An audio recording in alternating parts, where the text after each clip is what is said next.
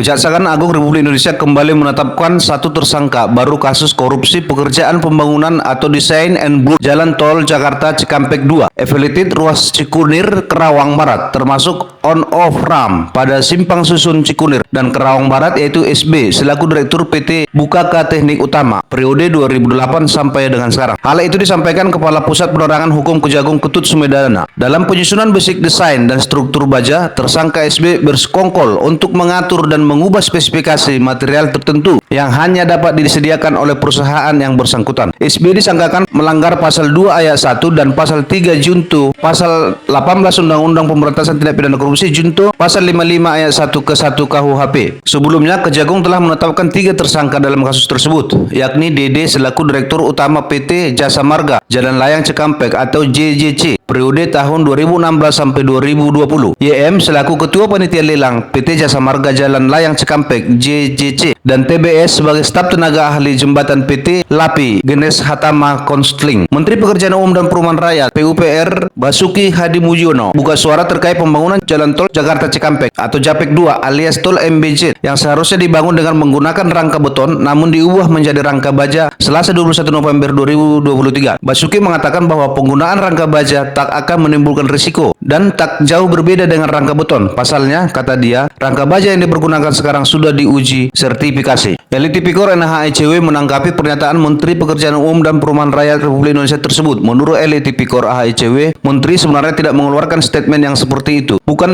permasalahan aman atau tidak, itu nanti dulu, karena di dalam satu pekerjaan ada penyusunan RAP dan ada namanya kontrak kerja. Kontrak kerja merupakan suatu dasar hukum bagi pihak penyedia jasa dan pengguna jasa untuk melakukan satu pekerjaan. Artinya sesuatu itu harus menurut yang tertulis di dalam kontrak kerja. Jadi menurut Elit Tipikor NHICW, kalau ada pun yang mau dirubah itu semuanya harus melalui berita acara untuk perubahan. Itu yang disebut dengan as drawing, pekerjaan tambah dan kurang yang dituangkan di dalam kontrak kerja. Hal ini disebutkan oleh Jamal Leonardo, investigator Elit Tipikor NHICW, kepada wartawan baru-baru ini di Jakarta.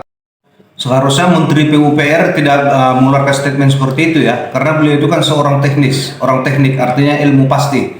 Kata-kata seperti itu kan ilmu ramal ya. Artinya begini, di dalam satu pekerjaan itu ada perencanaan. Di dalam perencanaan itu ditetapkan apa spesifikasi dan volume ya dari bahan material yang akan digunakan. Nah, di dalam kontrak kerja ada namanya RAB dan BSTEK bangunan. Nah, memang ada suatu saat bisa dirubah, tapi harus jelas. Berita acara perubahan itu, spesifikasi itu harus jelas tujuannya apa. Nanti akan berpengaruh ke RAP, karena di situ akan ada nanti tambah kurang nilai daripada pekerjaan.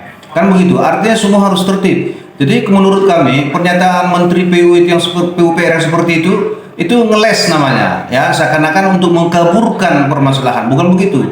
Ini kita akan mencari kebenaran. Secara hukum kita mencari kebenaran. Ya, masing-masing pihak harus memberikan sikap yang bisa mendukung penegakan hukum supaya sesuatu itu bisa jadi terang benderang ya, bukan mengkaburkan. Jadi kami menyesalkan pernyataan sikap dari Menteri PUPR tersebut. Itu bagi kami tidak mendidik ya. Itu nanti akan berpengaruh ke bawah-bawahnya. Artinya ke kasatker dan kepala-kepala balai di bawahnya. Ya, dengan merujuk ke pernyataan beliau itu, ya mereka ini nanti di bawah ya akan sembarangan aja kerja. Nanti kalau ditanya wartawan kenapa bisa begitu Pak, ya kan suatu saat nanti itu nggak akan jadi masalah karena sudah diuji. Akhirnya kan mereka kan jadi peramal ya, padahal Kementerian PUPR itu adalah instansi teknis, artinya semua harus terukur.